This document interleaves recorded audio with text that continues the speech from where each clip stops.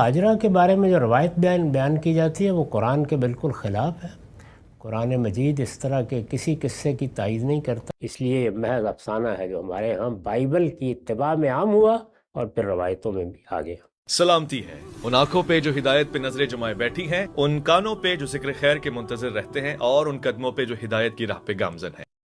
फिर सैयदा हाजरा के बारे में बयान किया जाता है कि वो इस तरह से दाएं बाएं पानी की तलाश में दौड़ती रहीं और उसके नतीजे में जमज़म का कुआं पैदा कर दिया गया। ये आम रवायत है, बयान की जाती है। ये कुरान मजीद ने पूरी कुव्वत के साथ इसकी तरदीद कर दी है, साफ साफ तरीके से बता दिया है कि ऐसा कुछ नहीं हुआ। तो सैयदना इब्राहीम ने इस मौके पर बुढ़ापे में अल्लाह ताला ने जो औलाद उनको दी, और ये बुढ़ापे में हुई, यानी पहले नहीं थी, बुढ़ापे में जो औलाद उनको दी उसी को शुक्रगुजारी की जगह पर रख कर अल्लाह ताला से अब जो मांगना है वो मांगना है, यानी नेमतों का शुक्र अदा करते।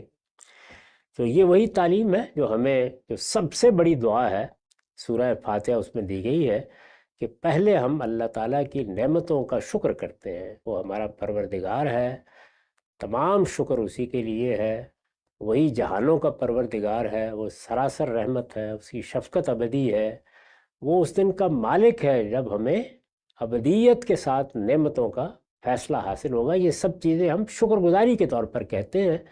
फिर उसके बाद अपने उस ताल्लुक़ का इजहार करते हैं, इय्याका नअबुदु व इय्याका नस्तईन कह के, इसके बाद दुआ करते हैं। यानी दुआ का अदब ये बताया गया है।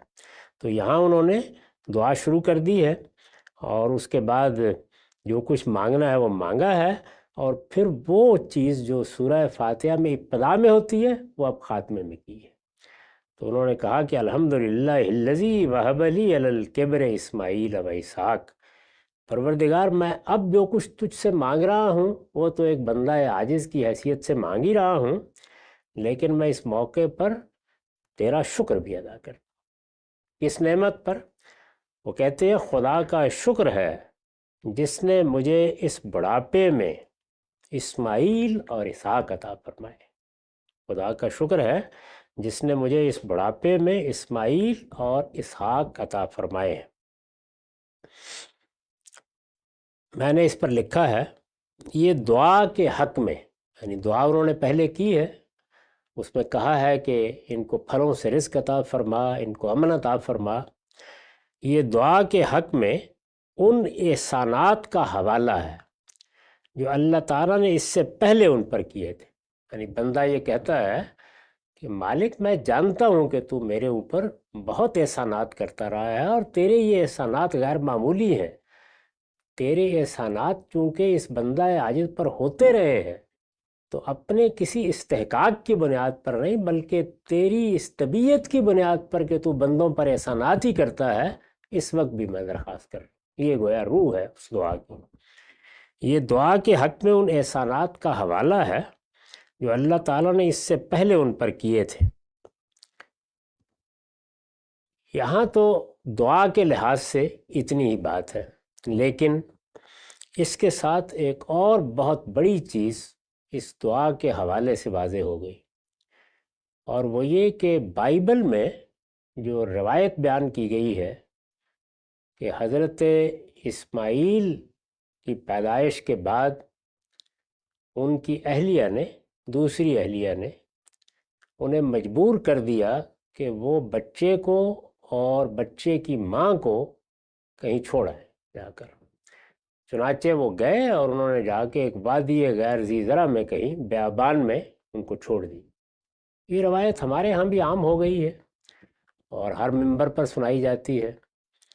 ये बुखारी में भी नकल हो गई है कि इस तरीके से इब्राहीम अलैहिस्सलाम ने नौज़ायदा बच्चे को उसकी माँ के साथ तन्हा एक जंगल में जाकर छोड़ दिया, और अल्लाह के हुक्म पर छोड़ दिया, और उसका नतीजा ये निकला कि वहाँ उनके लिए ना कोई खाने की चीज़ थी, ना पीने का पानी था। फिर सैयदा हाजरा के बारे में बयान किया जाता है कि वो इस तरह से दाएं बाएं पानी की तलाश में दौड़ती रहीं और उसके नतीजे में जमज़म का कुआं पैदा कर दिया गया। ये आम रवायत है, बयान की जाती है। ये कुरान मजीद ने पूरी कुव्वत के साथ इसकी तरदीद कर दी।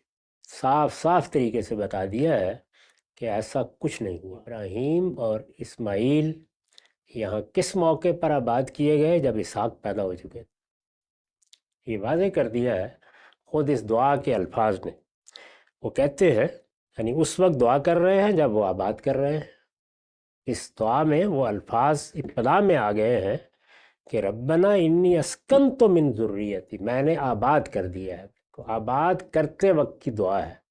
ये बात तो कोई आकिल आदमी नहीं कह सकता कि आबाद तो वो 10 साल पहले कर चुके थे, दुआ आप करने के लिए खड़े हुए हैं। उस वक्त की दुआ है, वो कुरान ने वाज़ेह कर दिया है। उस मौके पर वो अल्लाह ताला के जिन एहसानात का हवाला दे रहे हैं, उसमें सबसे बड़ी चीज़ जो उन्होंने कही वो ये कि इस बुढ़ापे में परवरदिगार तूने मुझे इस्माइल दिया और इसहाक अता फरमाया। तो अब ये बात तो बिल्कुल वाज़ेह हो गई कि इस वक्त जब कि वो दुआ कर रहे हैं और अपनी औलाद को वहाँ आबाद कर रहे हैं, इसहाक पैदा हो चुके हैं, वरना तो उनका जिक्र करने की कोई वजह नहीं है। तो इसको मैंने फिर वाज़ेह किया है कि इससे ज़िम्नन, यानी दुआ तो इस पहलू से है कि एहसानात का उन्होंने जिक्र किया है ताकि अल्लाह ताला की शुक्रगुजारी का इजहार करें और जो अब मांगना है मांगे। इससे ज़िम्नन ये बात भी पूरी कतईयत के साथ वाज़ेह हो जाती है कि हज़रत इब्राहीम ने इस्माईल अलैहिस्सलाम और उनकी वालिदा को उनकी पैदाइश के बाद नहीं बल्कि उस वक्त मक्के की वादी गैर ज़ी ज़रा में लाकर बसाया जब इस्माईल अलैहिस्सलाम के वाक़या कुर्बानी के बाद इसहाक अलैहिस्सलाम भी पैदा हो चुके। इसहाक अलैहिस्सलाम के बारे में कुरान ने दूसरी जगह वादे कर दिया है कि जब कुर्बानी का वाक़या पेश आया, और कुर्बानी के वाक़े के बारे में ये वाज़े कर दिया है कि इस्माईल ना सिर्फ ये कि उस वक्त बाशऊर हो चुके थे बल्कि इब्राहीम अलैहिस्सलाम ने अपने इरादा कुर्बानी को उनके सामने पेश किया और उन्होंने उसकी मंजूरी दी। उसके बाद वो उनको लेकर गए उस मामले के लिए। तो ये बात भी कुरान ने वाज़ेह कर दी, और ये भी कुरान ही ने वाज़ेह कर दिया है दूसरे मकामात पर कि जब कुर्बानी का वाक़या पेश आया तो अल्लाह ताला ने उनको दो नेमतें दी, यानी उनके गैर मामूली इक़दाम के नतीजे में। एक ये कि उस वाक़े को एक यादगार बना दिया, उसको बयान किया है कि वह फ़दैना हो बेज़िब्ह नज़ीम, एक बहुत बड़ी रवायत कायम कर दी गई जो अब इब्राहीम अलैहिस्सलाम के मानने वाले दुनिया भर में कायम किए हुए हैं, और वो ईद उल अज़हा के मौके के ऊपर या हज के मौके के ऊपर कुर्बानी की रवायत है। तो एक तरफ ये किया, और दूसरी जानिब ये बताया है कि हमने उस मौके के ऊपर उसको एक और फर्जंद की बशारत दी, और वो कौन है? वो हज़रत इसहाक। तो ये बिल्कुल एक तयशुदा हकीकत है तारीख़ी तौर पर भी और कुरान के बयानात से भी कि इसहाक अलैहिस्सलाम की बशारत ही उस वाक़े के बाद दी गई। पैदा होना तो बाद का मामला है, उसके बाद पैदा हुआ। और इस्माइल इस काबिल थे कि बैतुल्लाह के खादिम और मतवली की हैसियत से अपनी ज़िम्मेदारियाँ पूरी कर सकें। ये तो कुरान का बयान है और कुरान की तसरीहात है, अक्ल आम भी यही कहती है। यानी सवाल ये है कि वहाँ आबाद करने के लिए अल्लाह ताला ने क्यों कहा? इसलिए कि बैतुल्लाह बना दिया गया है, ये अल्लाह ताला की इबादत गाह है, ये दुनिया का सबसे बड़ा माबद है, इसको तौहीद के मरकज़ की हैसियत से कायम रहना है, इसकी तौलियत के लिए आबाद किया गया है। तो तौलियत के लिए नवज़ायदा बच्चे को आबाद किया जाए।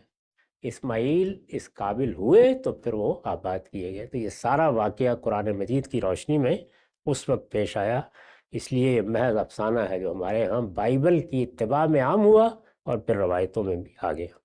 इस वक्त इससे ज़्यादा गुफ्तगू की ज़रूरत नहीं। अगर इसकी मज़ीद तफसील देखनी हो तो इमाम हमीदुद्दीन फ़राही की जो बेनज़ीर तसनीफ़ है राय सही फ़ी मन हो ज़बी, ज़बी कौन था, उसको पढ़िए। उसमें देखिए कि किस ज़ोरदार तरीके से उन्होंने ये सारे हक़ाइक़ वाज़ेह कर दिए हैं। उन्होंने उस मौके पर कहा कि परवरदिगार तेरा शुक्र है, उस खुदा का शुक्र है जिसने मुझे इस बुढ़ापे में इस्माइल और इसहाक अता फरमाए हैं। इन रब्बी लसमीउ दुआ, इसमें कुछ शक नहीं कि मेरा परवरदिगार दुआ का सुनने वाला है। यानी ये उन्होंने गोया सिफारिश के तौर पर पेश किया है कि ये शुक्रगुजारी का थोड़ा सा इजहार है, मालिक मैं तेरा शुक्रगुजार बंदा हूँ اس لیے اس موقع پر بھی جو مانگ رہا ہوں وہ مجھے عطا فرمایا جائے. یہی عاجزی ہوتی ہے جو بندے کو سامنے رکھنی چاہیے. السلام علیکم غامدی صاحب. وعلیکم السلام.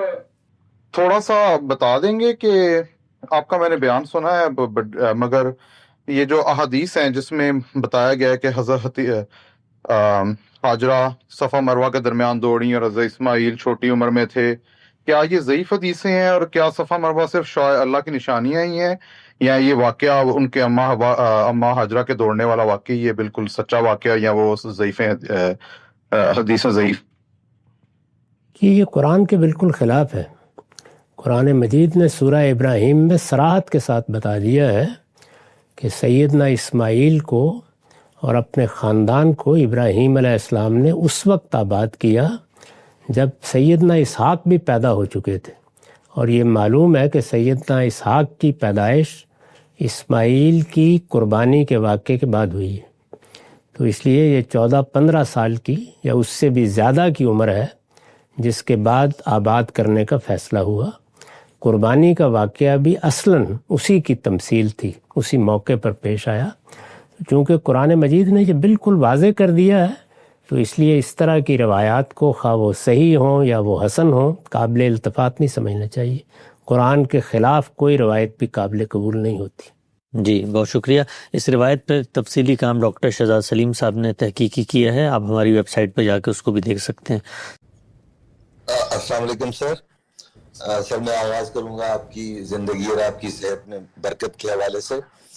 سوال میرا سر یہ ہے کہ یہ جو حج اور عمرے کے حوالے سے جو صحیح کا عمل ہم کرتے ہیں اس کے بارے میں ہمیشہ یہ سنا کہ وہ حضرت ابراہیم نے جب حضرت عائشہ، حضرت ہاجرہ اور حضرت اسماعیل کو وہاں چھوڑا اور وہ پیاس سے بلک رہے تھے حضرت اسماعیل، تو ان کی تلاش میں حضرت ہاجرہ ادھر صفا اور مروہ کے درمیان چکر لگا رہی تھیں، تو اس کی ہم میموری میں یہ کرتے ہیں. جبکہ آپ کے لٹریچر سے مجھے اس بات کا علم ہوا کہ آپ نے یہ فرمایا کہ حضرت ابراہیم حضرت اسماعیل کی قربان گاہ کے حوالے سے ان دونوں مقامات کا جائزہ لے رہے تھے، اور اس کی یاد میں یہ ذرا اس کی مجھے تھوڑی سی ذرا کلیریفیکیشن وضاحت چاہیے تھی. بہت شکریہ سر. ہاجرہ کے بارے میں جو روایت بیان کی جاتی ہے وہ قرآن کے بالکل خلاف ہے. قرآن مجید اس طرح کے کسی قصے کی تائید نہیں کرتا. وہ تو بالکل واضح ہے کہ حضرت اسماعیل کو جب آباد کیا گیا تو اس وقت وہ چلنے پھرنے کی عمر میں تھے، ان سے پوچھ کر انہیں آباد کیا گیا، اور یہ معاملہ قربانی کے واقعے کے بعد ہوا. چنانچہ وہ دعا سورہ ابراہیم میں نقل ہو گئی ہے جس میں یہ بتایا گیا ہے کہ جب حضرت ابراہیم نے ان کو وہاں آباد کیا تو انہوں نے آخر میں، جو پوری دعا ہے جس میں ابتدا یہاں سے ہوتی ہے کہ آج میں نے اپنے بچوں کو اس وادی غیر ذی زرع، اس بے آب و گیا علاقے میں آباد کر دیا ہے، پروردگار تو ان کو رزق فراہم کرنا. تو وہ آخر میں کہتے ہیں کہ الحمدللہ الذی وہب لی علی الکبر اسماعیل و اسحاق، یعنی آج میں شکر کرتا ہوں اس پروردگار کا جس نے اس بڑھاپے میں مجھے اسماعیل اور اسحاق دیے ہیں. تو اسحاق کی تو پیدائش قربانی کے واقعے کے بعد ہوئی ہے. تو اس سے بالکل واضح ہو جاتا ہے کہ یہ معاملہ کب پیش آیا.